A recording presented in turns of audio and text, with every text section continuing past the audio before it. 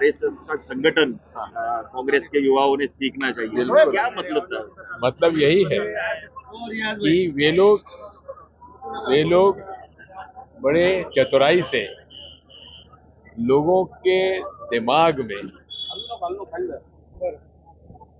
अपने विचारधारा को इस तरह से भरते हैं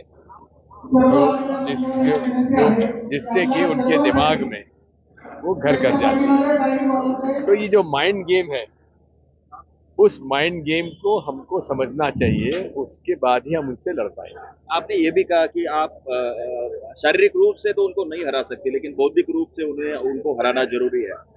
देखिए, राजनीति तो बौद्धिक रूप से ही होती है, कोई पहलवानी थोड़ी ना होती है। तो महाराष्ट्र की राजनीति देखे तो कई पार्टियां तोड़ी मोड़ी गई, ये दुर्भाग्य से ये दौर ऐसा रहा है कि जिस प्रकार से सरकारें गिराई गई हैं, लोगों को तोड़ा गया है, सारी मर्यादाओं को तोड़कर जो किया गया है, ये ठीक नहीं है। आरएसएस का जो साप्ताहिक है विवेक, उसने कहा है कि एनसीपी को साथ लेने की वजह से उनकी हार हुई है महाराष्ट्र में।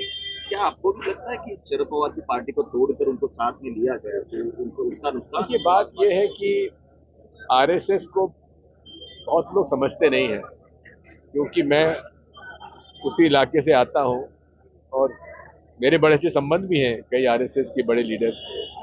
लेकिन बात वही है कि वो जिस प्रकार से देश को बांटना चाहते हैं, धर्म के आधार पर जिस प्रकार से वो देश के मन और मस्तिष्क में एक ऐसा एक जहर बो रहे हैं, और वो भी इस बात को हम महसूस करते हैं कि जिस तरह से बोतल को सांप्रदायिकता के इस नफरत के जिन्न को बोतल में अब तक बंद था, ये बोतल से निकल गया, अब इसको बोतल में वापस डालना आसान नहीं है।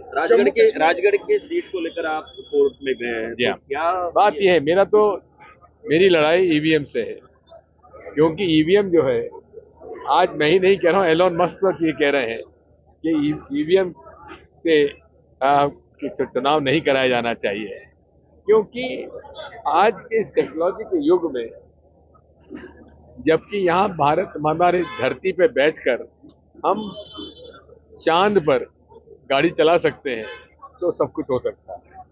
इसलिए हम तो यही चाहते हैं, सारे विकसित देश में भी जिन्होंने ईवीएम शुरू किया था, वे बैलेट पेपर से वापस आ गए। इसलिए जब तक हमारे हाथ में वोट हम देख न लें और उसको हमारा सही गया है कि नहीं गया है और उसकी सही गिनती हुई कि नहीं हुई है, ये हमारा मौलिक अधिकार है। हर लोकतंत्र में निष्पक्ष चुनाव आवश्यक है, और इस लोकसभा चुनाव में माननीय चुनाव आयोग ने जिस पक्षपात के ढंग से काम किया है, ये जो निष्पक्षता उनकी संदेह में आती है। महाराष्ट्र की जनता लोकसभा में कांग्रेस या आघाड़ी के साथ दिखी, विधानसभा में भी यही रहेगा क्या? होना ही चाहिए, क्योंकि बात यह है कि जिन लोगों ने अपनी जनता को धोखा देकर और उन्होंने सरकार गिराई, उनको माफ नहीं करना चाहिए। जम्मू कश्मीर में लगातार आतंकी हमले हो रहे हैं, जवान शहीद हो रहे हैं। कौन? जम्मू कश्मीर में हमले हो रहे हैं। देखिए, बात यह है कि अटल बिहारी वाजपेयी जी ने बहुत अच्छी बात कही थी। जब उनसे पूछा गया कि कश्मीर का हल क्या है, उनका कहना था कि कश्मीर की समस्या के निदान के लिए 3 बिंदु हैं। पहला है कश्मीरियत। कश्मीरियत मतलब कि ये कश्मीर के लोगों की भावनाओं को समझने की आवश्यकता है। दूसरा है जमहूरियत, डेमोक्रेसी और इंसानियत। ये तीनों बिंदु जब तक नहीं होंगी, तब तक कश्मीर का हल नहीं हो सकता। विश्वास में लेने की आवश्यकता है।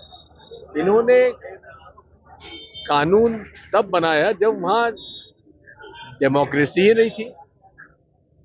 तो तीनों बिंदु पर जो कश्मीर का हल निकल सकता था, नरेंद्र मोदी जी और अमित शाह जी ने उसका पालन नहीं किया।